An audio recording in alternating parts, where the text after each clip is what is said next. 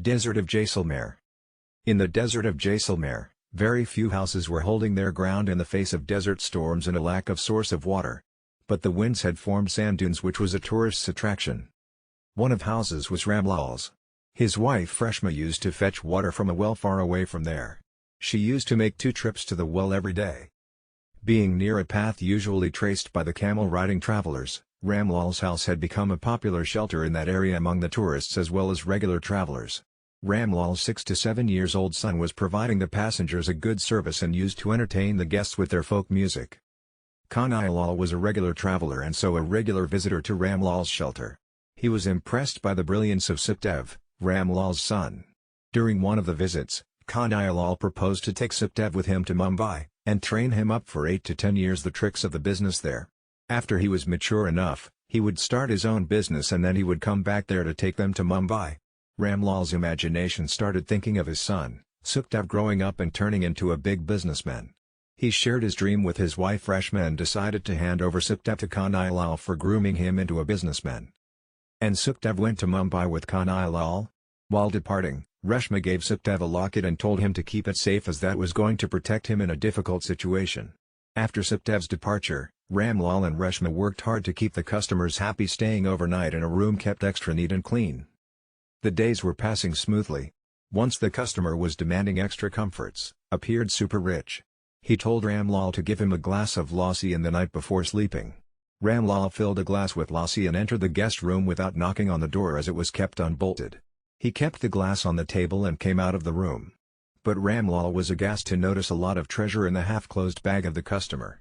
He went to his own bedroom and told Reshma his noticing the costly jewellery in the customer's bag. Both were tempted to steal the ornaments. But pondering over the idea, they thought that if he noticed his treasure missing, he would report to the police and that would put them behind bars. But they were not at ease with the idea of the guest having so much wealth. At midnight, after ensuring the guest was fast asleep, Ramlal entered the guest room with a sharp sickle. Without making the slightest noise, he went close to the guest. Using the sickle, he cut the guest's throat. With very little movement, blood oozed, and instantly the guest was dead. After burying the customer in a trench dug by them behind their house, Ramlal and his wife cleaned the blood stains in the house.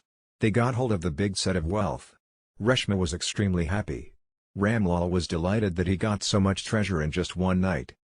Ramlal planted a flowering plant over the trench and watered it regularly. It was growing well. The isolation of the house from the village ensured keeping the murder a secret. The next day, another traveler took shelter in Ramlal's house and the business went on as usual. After a couple of months' regular business, again a rich traveler took shelter in Ramlal's house. Noticing a big amount of wealth with him, Ramlal sharpened his sickle.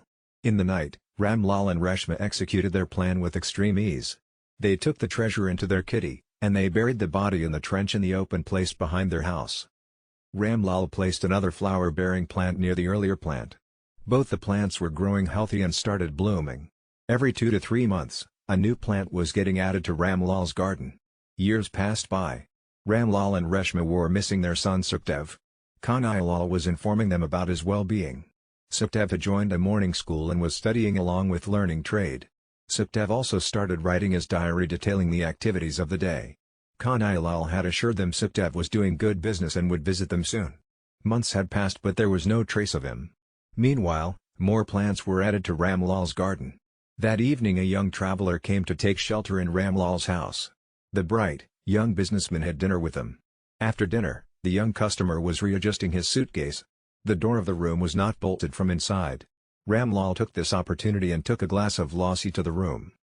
Surprised to see an unexpected entry to the room, the man closed his suitcase in a hurry. But not before Ramlal could notice a large number of expensive ornaments in the suitcase. He kept the glass of lassi on the table and left the room. Ramlal started sharpening the sickle. Reshma was also getting ready with another flowering plant to be implanted. After finishing lassi, the guest lay on the bed fast asleep. Ramlal entered the room with the sickle.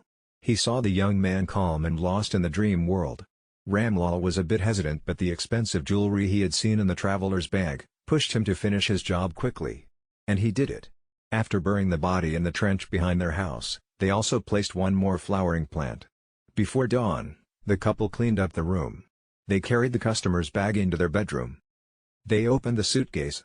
Looking at the very expensive jewelry, Reshma was getting excited more and more as new ornaments was being picked up from the suitcase. Reshma saw an old, small box. She found it familiar. Opened it and saw the locket she had given to Sukhdev when Sukhdev had gone to Mumbai with Kanhaiya. My God! That means the customer we buried in the backyard was our son, Sukhdev. Reshma fainted instantly.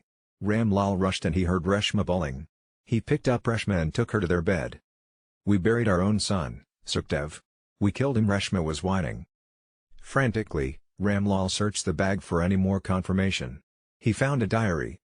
He opened it, and tried to read it with whatever knowledge he had. I have told Kanhaiya uncle to not let my parents know the date of reaching home. I will act as a customer. I wanted to find out whether they recognize me. Ramlal read these lines and he too collapsed.